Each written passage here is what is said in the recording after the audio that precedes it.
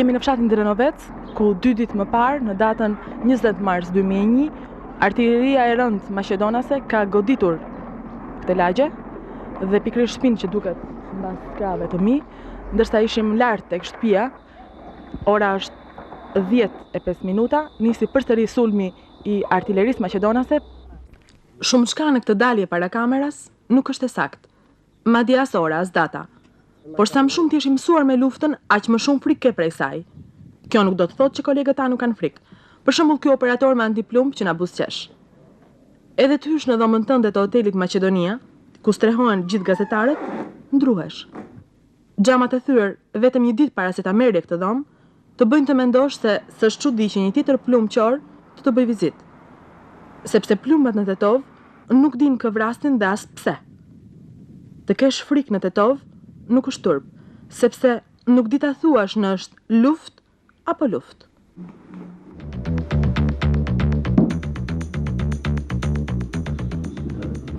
Në 14 mars 2001, ushtria maqedonase vrau shqiptarin 42 vjeçar Sulejman Ramadani. E vrante pragu i shtëpisë me një plumb në ball, fare rastësisht. Ushtarët të çorientuar dhe irrituar që u mundën nga zaptuesit e Kodrës, ku lanë edhe autoblindat e shumë armatime, në kthim nisën të qellonin Kuturu, mbi dritaret e lagjes më të vjetër të Tetovës, të banuar vetëm nga shqiptar. Një plumb i nati e mori edhe babain e 2 fëmijëve, djalin e vetëm mes 6 motrave.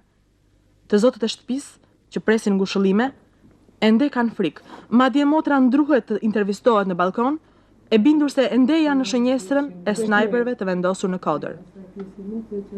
Gjithmonë jemi të rrezikuar.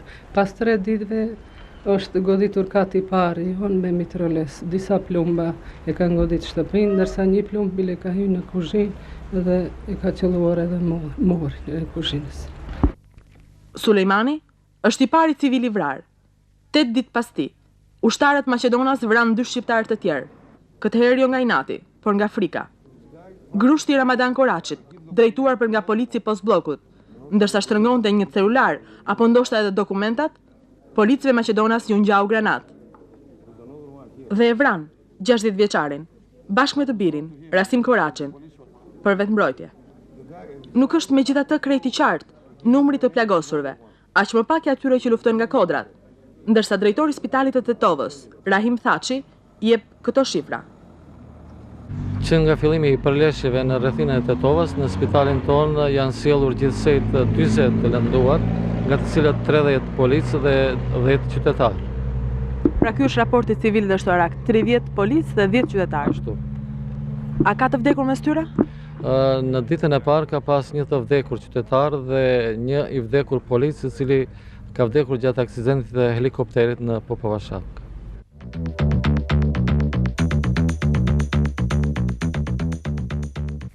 Ndërkaq, nuk dihet as numri sakt i atyre që kanë lënë Tetovën.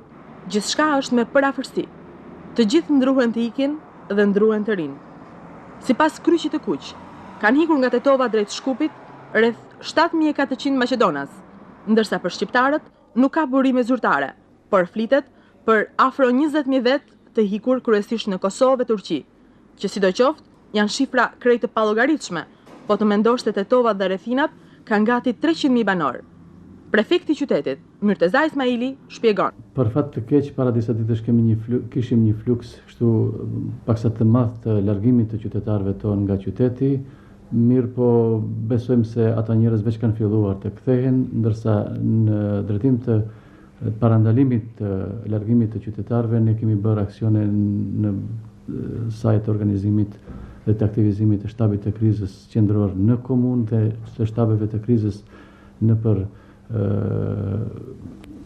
bashkësitë lokale, ku mundohemi që të jemi permanent në kontakt drejt për drejt me qytetarët tonë, t'i bindim se largimi nga qyteti është vetëm i dëmshëm, vetëm shkon në dëm të zgjidhjes së krizës dhe ne besojmë se së shpejti këta qytetarë do të kthehen për vatrat e tyre. Por qyteti nuk ofron vetëm pamje të zbrasta dhe të frikshme, vetëm shkolla të mbyllura dhe stadiume të shndruara në poligon bombardimesh të ushtrisë. Ka edhe momente normaliteti. Në një të tillë u ndodhëm ne. Në një ditë tregu, që ndonë se duket fakt fare banal, flet më tepër se një miting për paqen. Sot është ditë tregu në Tetov. Jemi këtu në tregun e gjelbër të qytetit, ku shesin dhe blejnë shqiptarët e Maqedonas. Po çfarë mendojnë të dyja palët për njëri tjetrin dhe për luftën? Ne znajeme puka, ne znajeme, mi gledame, slušame, a tamo ne gledame koji što je. Ajo tregon se ne nuk e dim se kush gjun dhe kundër kujt gjun, por e dim se gjuhet diçka dhe situata nuk është si duhet. Vetëm dëgjojmë se çka bëhet lart. Edhe na nuk e dim se çka bëhet lart. Këto që sheti i blejnë dhe shqiptarët dhe Maqedonasit apo bëjnë dallim këtu blejnë vetëm Maqedonasit? Ovje shoku i prodavate, dali kupovat i albanците i turqit i Sve zajedno. Të gjithë blenë së bashku, pa dallim nga se çfarë nacionaliteti janë, edhe shqiptarët, edhe maqedonët, edhe turqit. Živejeme zajednički. Ние сме овде, заедно живееме и заедно ќе продолжиме пак да живееме. Na nuk kemi se çka të mendojmë, na kemi jetuar dhe jetojmë së bashku, edhe do të duhet të jetojmë edhe më tej së bashku. Ние сме секој пат заедно на пазар, луѓето си купуваат. Çdo herë jemi së bashku në treg, të gjithë njerëzit blejnë nga njëri tjetri, Нема никако. problem nuk ka pas asnjëherë. Këtu bashkën e Tetov, u luftën e bënë qeveria, jo as popullsi shqiptaras. Por ata që kanë dalë në altë ata kërkojnë të drejtat e popullit shqiptar në Maqedoni. Të drejtat do me thënë të ndërohet statusi dhe sa të kenë të drejta Maqedonasit, po ashtu edhe shqiptarët të kenë të drejtat, se ne jemi një popull me shumicë.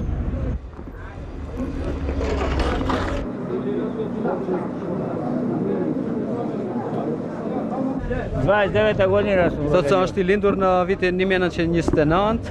Ja živim kako sam živio pred 20 godina i deneska. Kam jetuar mendon në shqiptarët si ashtu si para 20 vjetëve dhe tani jeta. Ja kao dete su njih čuvao stoka, su pasal i oni su mene. Së bashku kanë ruajtur bakterinë dhe bujqësinë me shqiptarët, edhe ata me këtë. I nikoj ne može mene da mi dokaže da ne može da živim jasno, nikoli oni su mene. Dhe asnjë nuk mund të tregon se nuk mund të jetohet njëri me tjetrin bashkë. Ova što pravi nekoj to je van, kako da ti kažem, sožiteljstvo. Këtë që e bën dikush është jashtë asaj që duhet të jetojmë bashkë.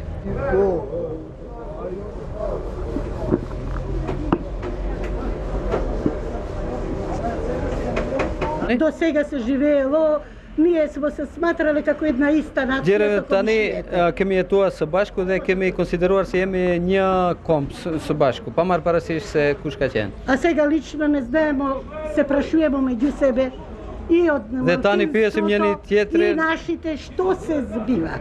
se çka po ndodh tani. Да напуштим, не мислим. Të largohem prej këtu nuk mendoj. Јас сматрам дека треба да се живее како што смо живееле.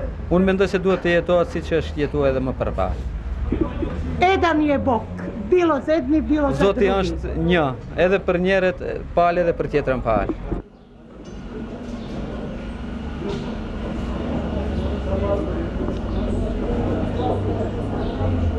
Çfarë mendoni ju për këtë luftë që po bëhet në Tetov? Po, çfarë mendoj?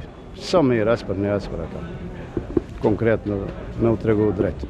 Nuk dini fare ç'po ndodh për luftën? S'dim ku dile. Jo, unë nuk do të iki nga Tetova dhe do të ri në shtëpinë time. Nuk dua të iki nga shtëpia ime, pra. Po ti, Shpirt, vete në shkollë ti? Shkon në shkollë? Da. Po. Pse më thua da? Si thuhet, shkoj në shkollë? Shkoj në shkollë, më mësoj. Po mirë, sot nuk e vajtu në shkollë. Jam shele shkolla. Janë mbyllur shkollat, ë? Këtu do të ri, se këtu kam lind, edhe këtu do të vdes. Kam përshtypjen se kjo është një mlef i mbledhur vite me radh dhe ne brenda këtyre 10 viteve të demokracisë kemi bë me qindra mitingje, tubime, referendume, e kush e di se qa nuk kemi bë tjetër. Vetëm me të vetmin qëllim për t'i realizu disa të drejta, të natyrshme që na takojnë. Dhe qeveria maqedone ka qenë e shurdhër.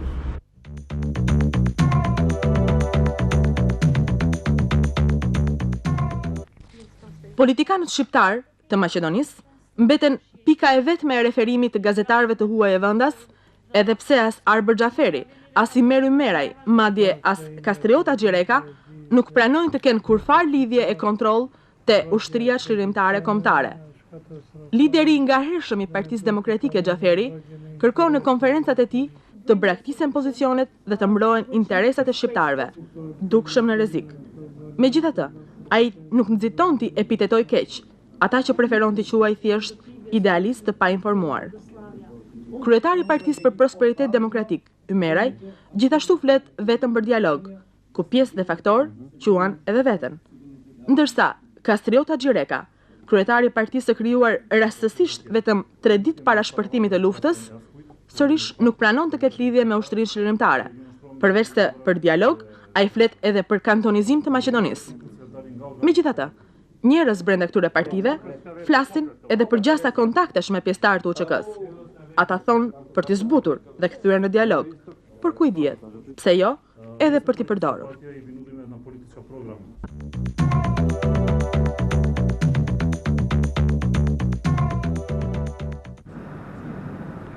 Pa kush di të shpjegoj pse plasi pikërisht në Tetov. Aty ku banojnë më shumë se 82% shqiptar. Aty ku ka një universitet, ku edhe maqedonasit din shqip, ku së fundmi një pjesë e mirë e drejtuesve publik, prefekti, drejtori i spitalit, i arsimit, i pallatit të kulturës, madje edhe shefi i policisë janë shqiptar. Pse kërkohet me armë drejta, duke qenë se kaq kohë kërkua në rrugë institucionale, duke marrë nga ditë e pak. Pse me aq ngulm kërkohet një ndryshim në kushtetut, si kur ai do sillte barazin dhe lumturin. Pse flitet për kantonizim dhe çfarë fshihet pastaj kërkese. Dhe as më pak, dikush ditë të thotë për ushtarët e lëvizjes çlirimtare kombëtare, që ndonse thonë se janë pasues të UÇK-s, duke t'jen kujtuar vonë për trenin që u ka ikur, dhe aq më shumë janë të vonuar për t'u marrë seriozisht nga vëmendja ndërkombëtare. Aq edhe më të pakt janë ata që dinë ku janë armatosur këta njerëz me mjete edhe më të sofistikuara se ushtria maqedonase. Kush është bërthama atyre politike dhe pse i fshihen medias, të gatshme për të pasur kontakte me ta për hir të skupit. E me gjithë këto paqartësi, një gjë është e vërtet në Tetov, era e barutit, plumbat dhe granatimet. Të gjithë qëllojnë kundër të gjithëve, pa mundur të dallojnë nga frika dhe utimi, se ndoshta mund të kenë qenë dikur edhe fqinj. Nga radit e ushtrisë maqedonase, policët shqiptar kanë mësuar se gjuajini plakun do të thotë gjuaj kalanet e Tetovës. Por ata kanë dëgjuar edhe belbëzime ushtarësh të friksuar, edhe ulërima, mos gjuajt e tanët. Madje nga radit e ushtrisë mësuan edhe për goditjen rastore të një makine gazetarësh maqedonas që u quajt më pas se u bë nga ushtria çlirimtare. Maqedonasit qëllojnë dhe shqiptarët qëllojnë, dhe të gjithë briten. Në emër të kujt? Të nacionalizmit? Ai nuk është një gjë me shumë maska, por shumë gjëra me shumë maska.